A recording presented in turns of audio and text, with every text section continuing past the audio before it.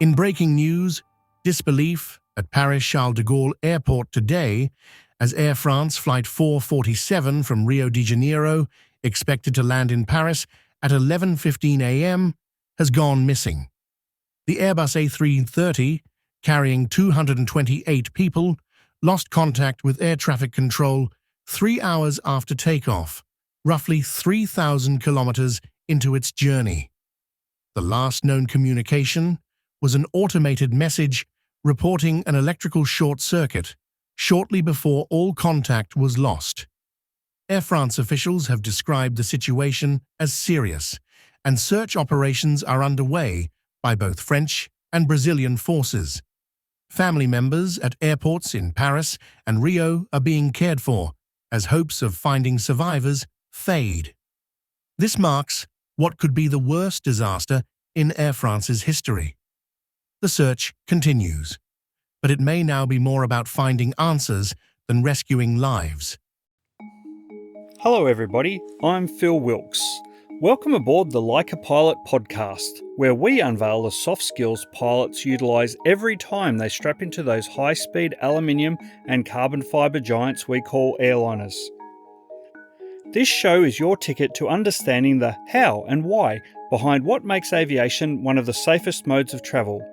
So it's time to fasten your seatbelts and join me now as we embark on a journey through the skies, where pilot skills become the blueprints for high performance in any field. In the early morning hours of the 1st of June 2009, Air France 447 was cruising at 35,000 feet en route from Rio de Janeiro to Paris Charles de Gaulle Airport when the autopilot disengaged. Less than 4.5 minutes later, the Airbus A330 would plunge into the Atlantic Ocean with the tragic loss of the 228 souls on board. Almost 2 years would pass until the flight data and cockpit voice recorders could be found. It would take a further year for the French BEA to release the findings of their accident investigation. The BEA report would uncover lessons about human interaction with automated systems that are pertinent not just for pilots, but for us all. As we delve into the tragic events of Air France 447, we'll explore the complex interplay between human factors and advanced technology. This episode will examine how automation on the flight deck can both enhance and hinder flight safety, and explore the critical role of human oversight in preventing accidents. As an airline pilot, I'm often asked if I'm worried about losing my job to computers. I almost always answer this question with a question of my own. Would you let your computer take you flying? I didn't think so. An adjunct question to the "aren't you worried about losing your jobs to computers" is the "can't airliners land themselves these days?" Well, the answer is yes, with a big but. This capability comes with limitations, lots of limitations. Specifically, pages and pages of limitations set out in the Flight Crew Operating Manual for each aircraft type. These limitations make for incredibly dry reading, so let's just outline the basics. If you can meet all of the following requirements, state authorities and your airline may allow you to attempt an auto land. The terrain leading to the intended landing runway must be relatively flat, as autoland is heavily reliant on height above the ground cues derived from radar altimeter readouts. The airport operator must also have gone to the trouble of installing expensive ground equipment that is autoland approved. The aircraft you're flying must have equipment capable of autoland, all of which must be serviceable on the day with redundancy in the automation and supporting systems. This means multiple autopilots, auto thrust channels, hydraulic systems, radar altimeters, flight control systems, electrics. The wind components must not exceed a tight set of parameters. And finally, the crew must have been specifically trained and current in its use. So, if all of the airport and aircraft systems are functioning and the weather conditions allow, yes, the aircraft can be set up for an auto land. But that is the exception to the rule. It won't get you into every airport, and it doesn't deal well with unstable weather conditions. But it is the get-out-of-jail card if fog sets in. Within its operational constraints, it does a good job, delivering consistent, if not perfect landings. You just can't rely on it. You would always carry fuel to continue to an alternate should any of the system's auto-land depends on fail. The question therefore begs, what is the role of automation on the flight deck? Automation in aviation is great. Just like in other areas of our lives, automation reduces workload, improves precision, assists us in making faster and more complex computations, and enhances our situational awareness. As such, airlines encourage their pilots to make maximum use of automation. But, just like your home computer, the many automated systems on board a modern airliner are not infallible. As we'll see in our examination of Air France 447, they can either fail completely or sometimes operate in an unexpected manner. When this happens, we need strategies in place. Now, a lot has been written and spoke about in the 15 years since the loss of Air France 447, as is always the way when journalists and social media get involved, inaccuracies and misunderstandings creep into the account. Pilots are not blameless in this spread of misinformation either. After any aviation accident, much misinformation arises from speculation about the causes of the accident that occurs before an investigation has concluded or even begun. A professional discourtesy frowned upon by most professional pilots. In the specific case of Air France 447, much of the misinformation has been unintentional, a reflection of unfamiliarity with the aircraft type involved, the Airbus A330. I'm going to be kind and suggest some of the automation-related misinformation is just lazy research, rather than take the cynical view that it was deliberate to sell books or garner YouTube views. As we revisit the final minutes of Air France 447, hopefully we'll clear up some of the misconceptions that perpetuate and maybe even leave you with a new, more empathetic perspective on what the crew faced that night. Like many modern airliners, the Airbus A330 is fitted with a fly-by-wire control system. In older aircraft, a series of cable and pulleys and bell cranks provided a direct connection between the controls on the flight deck and the actual aircraft control surfaces on the wings and tail of the aircraft. At least that is true of smaller aircraft. On larger aircraft, the connection would actually be to the hydraulic actuators needed to move the large flight control surfaces, just like the power steering on your car. From an aircraft manufacturing perspective, a fly-by-wire system removes a lot of weight and complexity that would otherwise be needed in a conventional cables, rods, bell cranks and pulleys type arrangement. In a fly-by-wire aircraft, there is no direct connection between the controls on the flight deck and the control surfaces. Instead, when the flight deck controls are moved, an electrical signal is passed to flight control computers. The flight control computers resolve these signals into a corresponding pitch or roll signal and electrically activate the hydraulic actuators at the control surfaces. On Airbus aircraft, the manner in which the flight control computers resolve the relationship between pilot inputs and aircraft response are known as the flight control laws. Airborne, when all systems are operative, the flight control computers operate in what is known as normal law. With failures of systems, that is, when redundancy is lost, the flight control laws may reconfigure, changing some of the handling characteristics. The reconfiguration laws are known as alternate and direct law. Common negative commentary on fly-by-wire aircraft, usually made by pilots without fly-by-wire experience, is usually related to one or more of the following concerns. Firstly, a lack of transparency. They feel they would be uncomfortable relying on a system that they can't understand or predict. It's not really a great argument against fly-by-wire, as best practice for using any form of automation should begin with a fundamental understanding of how the various components of the architecture and user interfaces interact. We've already covered the importance of knowledge in a previous episode. As for predictability, that is one of the major benefits of fly-by-wire from a piloting perspective. The flight control computers ensure a stable and manoeuvrable platform that responds consistently throughout the aircraft's flight envelope. In fact, the inherent instability of modern jet fighter aircraft would make them uncontrollable without the predictability and stability afforded by their fly-by-wire systems. At the end of the day, a fly-by-wire aircraft is still just an aeroplane. You don't fly them any differently. It's all about setting a power setting and an attitude to achieve your desired performance. A common concern with fly-by-wire aircraft is the potential loss of direct mechanical control in the event of failures or malfunctions. Since there's no mechanical link between the flight deck controls and control surfaces, extensive redundancy is built into the system.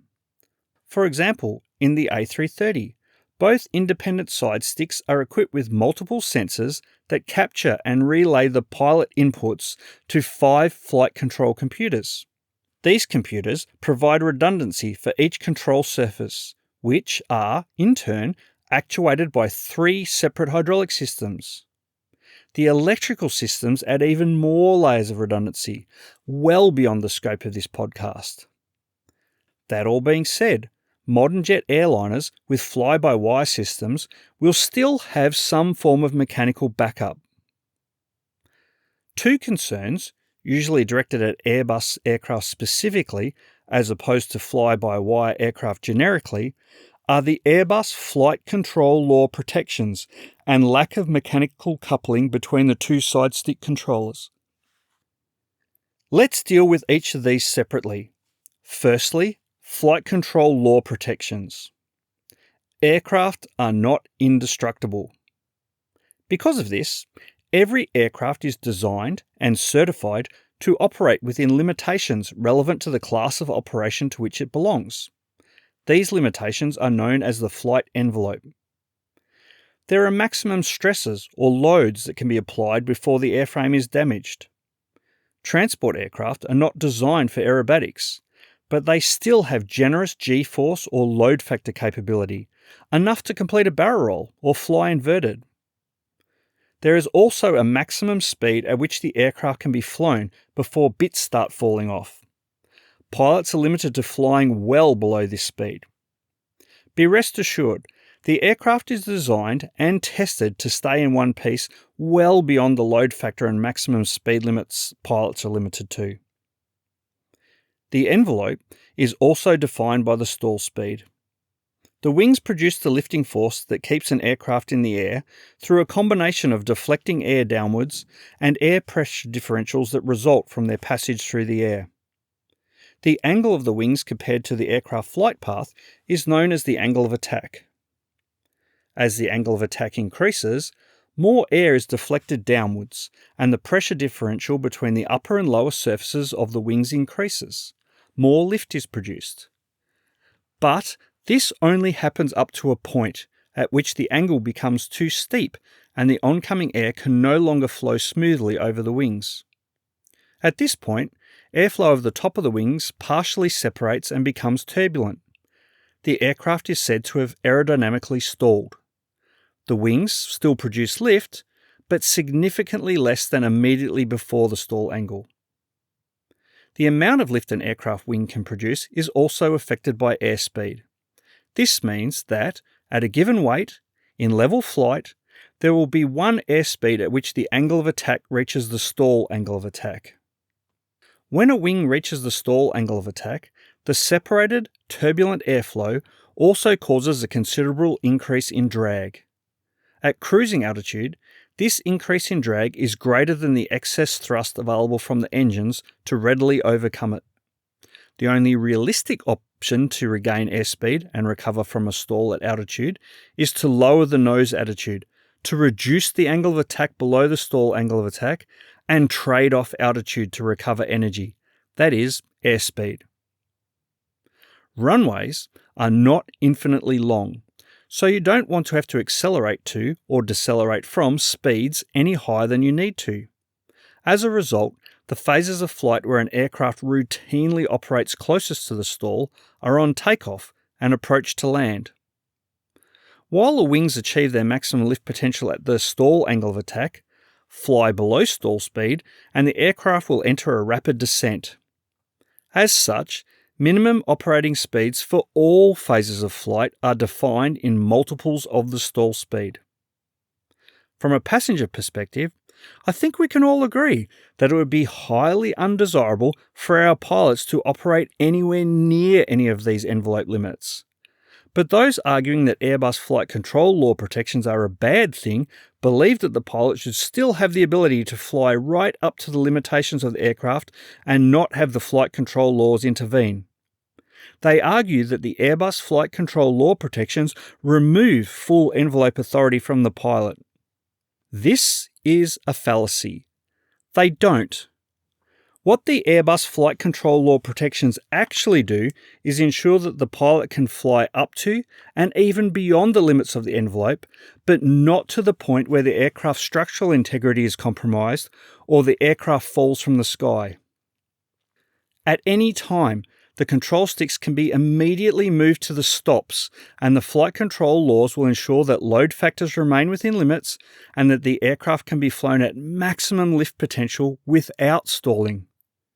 They will also allow the aircraft to be dived beyond its operational speed limits, but not beyond the design limits.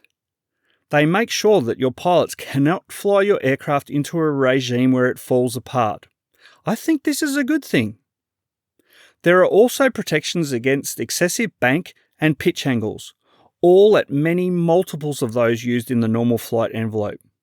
So, rather than inhibit a pilot's ability to control the aircraft, the flight control protections enable instinctive and immediate actions, allowing maximum performance and full use of the flight envelope and beyond without the risk of departure for controlled flight or damage.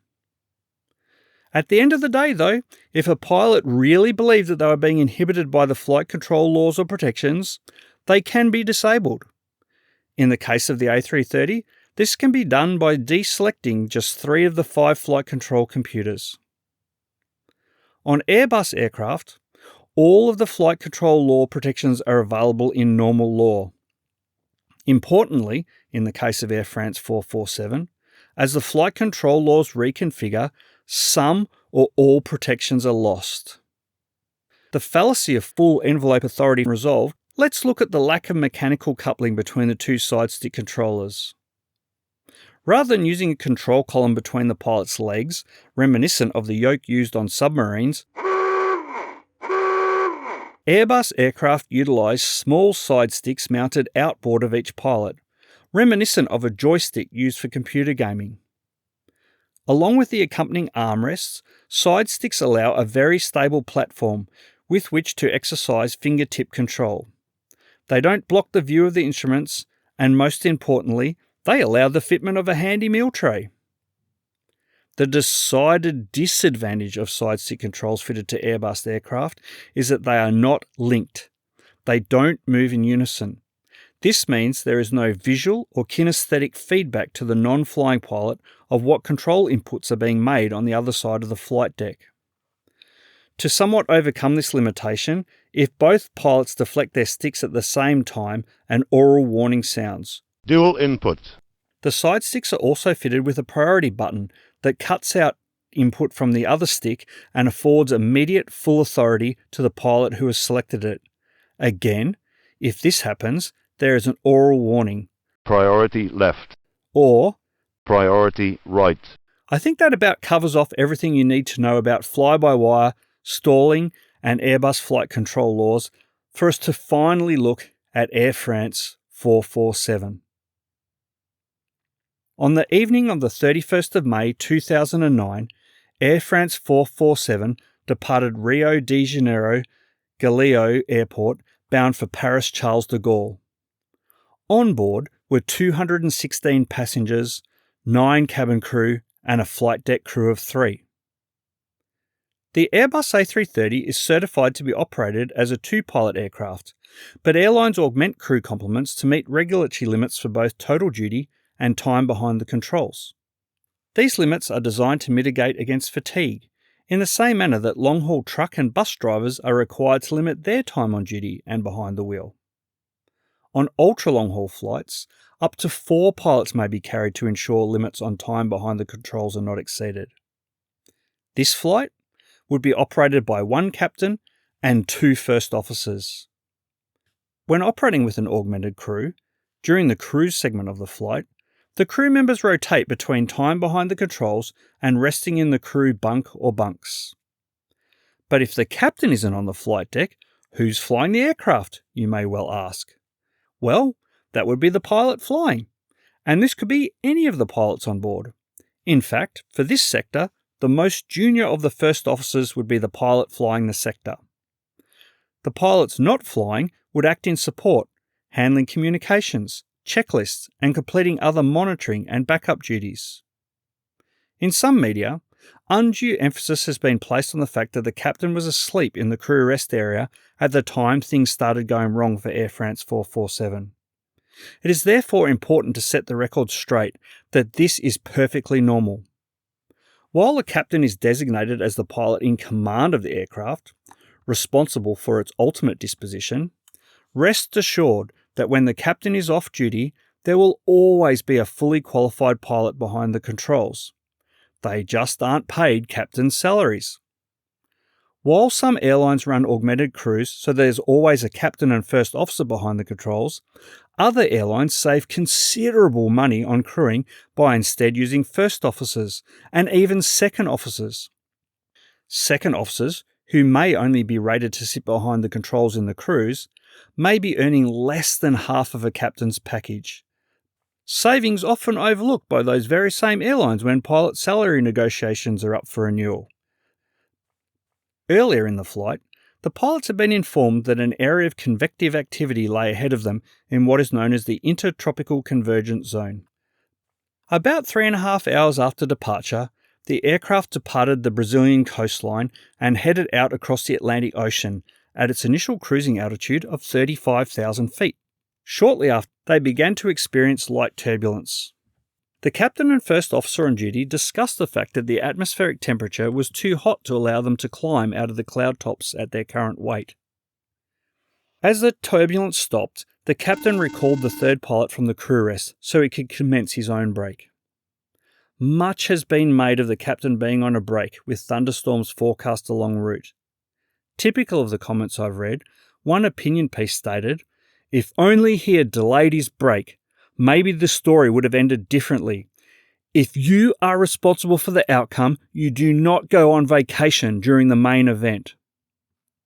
The truth of the matter is that any flight crossing the equator will almost always encounter convective activity associated with the Intertropical Convergence Zone.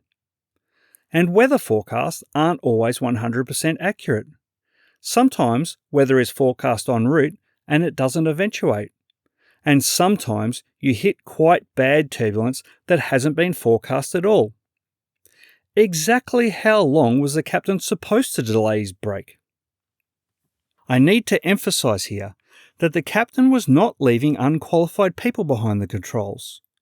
While only holding the rank of first officer, both pilots left on the flight deck held the qualifications to be there without a captain present. That is, they held the exact same ratings as the captain on their licenses. They just weren't being paid that way. On a modern airline flight deck, the crew will almost certainly be sitting behind 2 primary display screens. One is the primary flight display, an electronic representation of all of the primary flight information that would have traditionally been displayed on dials: airspeed, altitude, vertical speed, heading, aircraft attitude. Attitude, the displacement of the aircraft's pitch and roll axes, reference to the horizon, is most important for flight at night or in cloud. Next to the primary flight displays on an A330 resides the navigation display. The navigation displays, as the name suggests, provide a visual representation of the aircraft's lateral disposition in flight, a moving map. Airbus version of Google Maps, if you will. The aircraft weather radar display is overlaid on the navigation display in front of each pilot so they can readily interpret the disposition of storm cells relative to the planned or actual track being flown by the aircraft in real time. Storm cells around the intertropical convergence zone can be large and grow quickly, potentially beyond the altitude and climb capabilities of any aircraft. The core and surrounding areas of storm cells are capable of causing damage to an aircraft. As a result, aircraft weather radar interprets the movement of moisture within a storm cell and gives a colour-coded representation of the intensity of air movements to the pilots so the cause of these cells can be avoided. At the end of the day, it is entirely normal behaviour for a captain to be on break and to leave another fully experienced and qualified crew at the controls, responsible for using the aircraft's weather radar display to laterally negotiate the gaps around cells. With the captain in the bunk and the first officers on duty behind the controls, the aircraft was operating within a cloud layer. As they were experiencing light turbulence, the seatbelt had been selected on, and a call made to the flight attendants notifying them that there was more serious weather ahead. Shortly afterwards, the pilot not flying prompted a turn off track to avoid a cell ahead. Although they were only operating in light turbulence, the speed was reduced towards the recommended speed for severe turbulence, which has the effect of giving a smoother ride, much like you would probably reduce speed if you were driving along a potholed road. It also provided safety margins between the minimum and maximum speed limits should heavier turbulence be encountered. Flying through the cloud tops, ice crystals could be heard hitting the windscreen. Outside the aircraft, the ice crystals began to accumulate inside the aircraft's nose-mounted pitot probes. The pitot probes are tubes fitted around the nose of the aircraft that are used to measure the pressure of the airflow meeting the aircraft. This pressure is then used by air data computers to derive the aircraft's airspeed for display on the pilot's airspeed displays. For redundancy, on an Airbus A330, there are 3 sets of pitot probes feeding 3 independent air data computer sources. Additionally, 1 set of the probes feeds a standby airspeed display. The pitot probes on an A330 are electrically heated as an anti-icing measure. However, the probes fitted to Air France's A330s were known to be prone to clogging. Air France had published an advisory to warn their pilots of this problem as an interim measure before replacement probes of an improved design were fitted to their fleet. As the pitot tubes became blocked, all airspeed indications on the flight deck failed, dropping to impossibly low values. With no valid airspeed indications, the autopilot disengaged with an associated audio indication alerting the pilots. With no valid airspeed feeding to other systems, more aural and visual alerts occurred. The auto-thrust system disengaged, and the flight control laws reconfigured from normal into alternate law. With the reconfiguration of the flight control laws, protection against aerodynamic stall were lost. At this point in time, the aircraft was in control, with thrust set for straight and level flight at 35,000 feet, albeit without airspeed indications. There was no immediate need for the pilots to do anything. Instead, as events would unfold, in less than 4.5 minutes, Air France 447 would no longer be airborne. With the aircraft now in manual flight, the light turbulence bumped the aircraft into a slight right bank. In response, the pilot flying called, "I have the controls," and rolled left in response. He also made an abrupt nose-up input. The nose-up input launched the aircraft into an unsustainable climb, causing the actual airspeed to decrease rapidly and the angle of attack of the wings to increase towards the stall angle. Numerous alerts sounded on the flight deck, alerting the pilots that they had left their assigned flight level and were approaching the stall. The pilots began discussing the lack of speed indications. Further chimes alerted the pilots to failure annunciations on their warning display, and the non-flying pilot began reading off the list of failure alerts, including the loss of flight control law protections. A number of changes appearing on the primary flight displays would also have been present to alert the pilots to the loss of protections. Simultaneously, the pilot flying made abrupt and excessive roll inputs, left and right, in an attempt to regain a wings level attitude. These inputs, more or less from stop to stop, were way beyond normal control inputs. The inputs required to fly an A330 at altitude could probably be best described as fingertip control. The nose-up input also continued with the pitch attitude increasing to 11 degrees in 10 seconds. A normal attitude in the cruise is closer to 2.5 degrees. "Watch your speed, watch your speed, stabilise," called the non-flying pilot, alerting the pilot flying that the aircraft was climbing. Multiple times he called for a descent. In response, the pilot flying made several nose-down inputs that reduced the pitch attitude and vertical speed, but insufficiently. The aircraft passed through 37,000 feet as it continued on a climbing trajectory. 29 seconds after airspeed indications were lost, the pitot tubes cleared. Valid airspeed data began reappearing on at least one of the 3 airspeed indicators on the flight deck. The non-flying pilot made repeated calls to the crew rest in an attempt to recall the captain to the flight deck. This obviously didn't go unnoticed as he was back within 90 seconds. The speed loss and aircraft attitude were now excessive to the point that the altitude alerts were overridden with continuous stall warnings. All pitot tubes were now clear, and the flight deck instruments indicated 3 valid and consistent displays showing 185 knots, further clear indications of the aircraft being in a state of aerodynamic stall. But instead of lowering the nose and recovering from the stall, the pilot flying continued to hold a nose-up input on the controls. The aircraft's nose was now pointed 16 degrees above the horizon, above even the pitch attitude used at takeoff. As it approached 38,000 feet, it ran out of inertia. Unable to convert any further speed to height, it began plummeting back towards the ground. With its nose still pointed upwards, the angle of attack deep into a stall, the resulting turbulent air buffeted the airframe. "But we've got the engines. What's happening?" called the non-flying pilot. "Do you understand what's happening or not?" A full 8 seconds later, the pilot flying replied, "I don't have control of the airplane anymore now. I don't have control of the airplane at all." With the right wing stalled more deeply than the left, the aircraft began rolling to the right. The non-flying pilot called, "Controls to the left," pressing the priority button on his side stick to assume control of the aircraft. A second later, the pilot flying pressed his own priority button, but without comment. The captain re-entered the cockpit. "What are you doing?" he asks.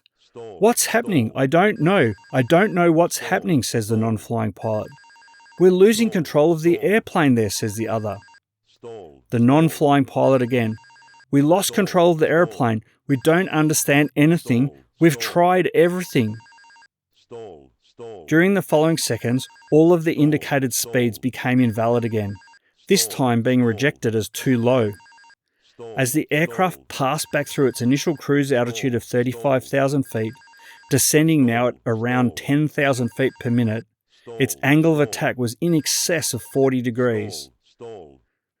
After having sounded continuously for 54 seconds, the stall warning ceased, the massive angle of attack being rejected as invalid by the system. Once more, the altitude alert sounds. "I have no more displays," calls the pilot flying. "We have no valid displays," says his offsider. The pilot flying again. "I have the impression that we have some crazy speed. No, what do you think?" As he makes a nose-down input and the angle of attack decreases, the aircraft systems accept the validity of the data they are receiving. The stall warning sounds continuously. "What do you think about it? What do you think? What do we need to do?" asks the non-flying pilot. As the 3 pilots discussed control inputs, on 5 occasions the dual input warning is activated. "So give me the controls to me, calls the non-flying pilot. "Go ahead, you have the controls," is the pilot's flying response. But it's too late. Sink rate. Pull up, pull up, pull up, Stall, stall. pull up, Priority right. pull up, This can't be true. pull up, But what's happening? pull up, 10 degrees pitch, calls the captain. pull up. Less than 4.5 minutes after the autopilot disengaged, Air France 447 impacted the Atlantic Ocean at a vertical speed of nearly 11,000 feet per minute, taking with it the lives of the 228 souls on board. We live in an automated world, a world of computers, generative AI, large language models, self-driving cars, even the grammar checker in our word processor. But while automation offers many advantages, it's not without its drawbacks, and sometimes even dangers. You may have seen, read, or heard reports of self-driving vehicles involved in tragic accidents, where automated systems failed to recognise obstacles or react in time to prevent collisions. These incidents often arise from over-reliance on that technology, as safety drivers tasked with monitoring the vehicle's performance become complacent or distracted, placing too much trust in the system. Similarly, AI models, like ChatGPT, have been known to hallucinate, inventing book summaries for books that they haven't read. In the legal field, there have been cases where lawyers, relying on generative AI to structure legal arguments, failed to verify the AI's output, leading to the use of non-existent precedents and undermining the accuracy and integrity of legal proceedings. In the financial sector, software glitches, algorithmic errors in automated trading systems have led to substantial financial losses and market disruptions, failures that could have been avoided with more rigorous testing and monitoring. And surely, we've all experienced the GPS guidance in our cars attempting to take us down closed roads or make turns that we aren't allowed to. Collectively, along with the case of Air France 447, these examples underscore the critical importance of human oversight. In fact, at least one study has found that well-monitored but lower quality automation can lead to better decision-making than high-quality automation left unchecked or misunderstood. Human judgment, when combined with technology, remains crucial to navigating the complexities of our increasingly automated world. An overconfidence in automation, combined with its inherent limitations, can lead to devastating consequences, underscoring the essential need for vigilant human oversight and the cautious deployment of autonomous systems. Before we talk any more about how things went so horribly wrong for the crew of Air France 447, I want to make something abundantly clear. Aviation is one of the world's safest means of transportation, largely because the industry is always learning from its mistakes. As we analyse what the pilots of Air France 447 did and did not do, it is with the benefit of hindsight and time. The BEA accident report and its annexes run to hundreds of pages. It was published over 3 years after the accident. Air France was lost in less than 4.5 minutes. One reappearing theme in the report is what training the pilots had and had not received. In the years since the loss of Air France 447 and Colgan Air 3407, another aircraft lost in a stall incident, major changes have been made to how airline pilots are trained to prevent and recover from aerodynamic stall or loss of control. The BEA report also looked at the guidance of the Airbus manual suite regarding unreliable airspeed indications. This guidance has been rewritten up to 5 times since Air France 447, if my finger counting arithmetic is accurate. So what lessons about human interaction with automated systems can we derive from the fate of Air France 447? To answer this question, I'd like to introduce you to the Airbus Golden Rules. Airbus provides 4 golden rules as operational guidelines for all operations of Airbus aircraft. Quoting Airbus directly here, The golden rules take into account the principles of flight crew interaction with automated systems in order to help prevent the cause of many accidents or incidents and to ensure flight efficiency. The first Airbus golden rule is fly, navigate, communicate. It succinctly sets out the priorities of flight, the first of which is to fly the aircraft. The primary duty of the flight crew is flight path assurance and monitoring. In this case, the pilot flying reacted to the autopilot disengagement by making immediate and inappropriate control inputs. This destabilized the flight path and led to an aerodynamic stall and loss of control.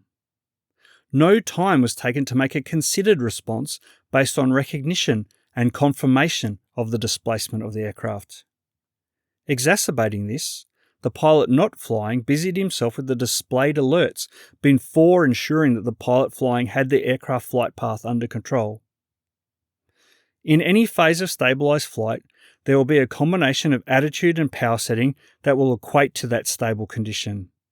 At the point at which the airspeed was lost and the autopilot and autothrust disengaged on Air France 447, the aircraft was stabilized and trimmed in straight and level flight, with the thrust locked at the matching cruise power setting. The aircraft was set up to continue flying straight and level at a constant speed, albeit now in manual flight and without an actual airspeed indication. Naturally, the pilots were surprised, but there was no immediate requirement for the pilots to do anything at all. Recovering from startle and surprise is something we will cover in a future episode. The non-aviation equivalents to rule number 1 would be, when using automated systems, keep your priorities in mind. What are you trying to achieve? What is the end goal? If something goes wrong, keeping your priorities in order will help you stabilize and stop the situation from getting worse. Airbus golden rule number 2 is using appropriate levels of automation at all times. When using automation, you should ensure that the level of automation you're using is appropriate to the goal you're trying to achieve. What is appropriate requires an understanding of the effect of the selected levels of automation available to you. This requires knowledge of the system so that you are first aware of what levels of assistance are available. You can then decide what level of automation, if indeed any, is applicable to the situation. Automation should always be considered as an additional feature available to you, not necessarily the default. In what Airbus calls managed modes, complete control of the flight path can be delegated to the flight management computers. A three-dimensional path, including speed control, is calculated and monitored by the flight management systems, and they command the autopilot and autothrust systems directly. In what are known as selected modes, the autopilot and autothrust systems are still used, but lateral, vertical, and/or speed selections are selected by the pilot on the auto flight control panel. Even in manual flight, the flight management computers can still be used to provide flight path guidance to the pilots on their primary flight displays. At the point where the autopilot disengaged, the pilots of Air France 447 didn't have much choice as to the level of automation. The aircraft was now in manual modes, although the flight management system was still providing flight path guidance. Had they responded to this reversion to manual flight with more appropriate control inputs and taken more time to assimilate what the guidance systems were commanding, they would most likely have kept control of the aircraft. Then, at the point at which the airspeed indications were recovered, they could have re-engaged the autopilot and autothrust and moved to higher levels of automation. Airbus golden rule number 3 is to understand the FMA at all times. FMA stands for the Flight Mode Annunciator, a panel which displays to the pilots what lateral and vertical guidance modes are being controlled manually or by the autopilots and autothrust. In layman's terms, this golden rule means that, when using automation, you should always know what the automation is doing, or more importantly, what it believes that it's doing. Tied in with this would be the old computer adage of garbage in, garbage out. Is the automation result reasonable? And if not, is that the result of something you've done? As I like to say about dealing with automation on the flight deck, there's always a reason. Sometimes the reason is you. In fact, it usually is. In their accident findings, the BEA found that the crew of Air France 447 failed to make a connection between the loss of airspeed indications and implement appropriate procedures. Understanding what your automation systems are doing involves a knowledge of automation capabilities and interfaces. It also involves awareness of the system status, that is, active monitoring. Understanding what the automation is doing ties in closely with the final golden rule, which is to take action if things don't go as expected. At all times, crew must retain positive control over automated systems. Timely reversion to basic modes of operation and/or disengagement of automated systems should be accomplished if systems performance becomes inaccurate, unclear, or inappropriate. Depending on the circumstances at hand, an appropriate level of automation may be no automation. Reinstatement of optimal levels of automation can be accomplished once an understanding of the system's performance is regained. For the pilots of Air France 447, there was no choice here. All automation was lost. If reversion to manual flight is required at high altitude, appropriate care needs to be taken with control inputs. Refer back to golden rule number 1, fly the aircraft first. The BEA report into Air France 447 found that the pilots failed to identify the approach to the stall, their entry to the stall, and consequently failed to take appropriate recovery actions as they exited the flight envelope. When using automated systems, if you aren't liking what you're seeing, you need to be ready to do something about it. The doing something obviously includes knowing what fallback procedures are available to you and how to implement them. But how do we maintain proficiency in our backup systems when our automated systems are so good and reliable? From a pilot's perspective, if the plane flies itself, how do pilots maintain proficiency in hand flying? The answer to both questions? Practice. You ensure that proficiency is maintained, but you do it when it is appropriate. That is, when conditions and workload allow. For pilots, airlines encourage their pilots to practice hand flying when safe operations, that is, flying and monitoring, are maintained. That is, in clear conditions with light traffic. And then there's always the simulator, as we've discussed in previous episodes.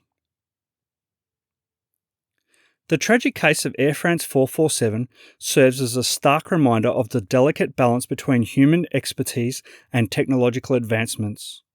While automation has undoubtedly improved efficiency and safety in countless areas of our lives, it's crucial to remember that even the most advanced systems can falter. To harness the benefits of automation while mitigating its risks, let's settle on our own set of golden rules. Number 1. Remember your priorities. Always prioritize the core tasks of your work or project. Number 2. Use automation wisely. Select the appropriate level of automation for the task at hand. Number 3. Understand and monitor the technology. Be knowledgeable about how your automated systems work, their limitations, and actively monitor their output against what it is that you're trying to achieve, your expectations. Number 4. Be prepared to intervene. Don't hesitate to take control if a system malfunctions or performs unexpectedly. This involves having redundancy procedures in place to fall back on. By following these principles, you can leverage the power of automation while ensuring that human judgment remains a vital component of your success. Technology is a tool, not a replacement for human expertise. This show wouldn't have been possible without support from our listeners. A shout out to listener David from Sydney, Australia. David wrote in with some nice words and feedback on our last episode on Just Culture. This also served as a prompt that my episode punctuality is currently emulating the schedule reliability of some airlines restarting out of the pandemic. A shout out also to listener Jamie, an IT professional. Jamie and I had a discussion about automation in general and industry-leading uses of AI for document management in particular. Our discussion on the broader application of Airbus Golden Rules prompted this episode. If you'd like to propose your own episode, please get in touch.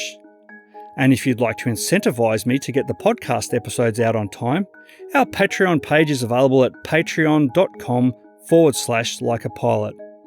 And if you've liked the show, please remember to rate, share and review. It also makes a huge difference to our ratings if you go beyond that and actually click the follow button.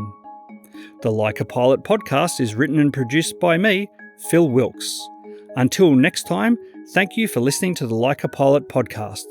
For more information, check out the show notes at philwilkes.com/podcast.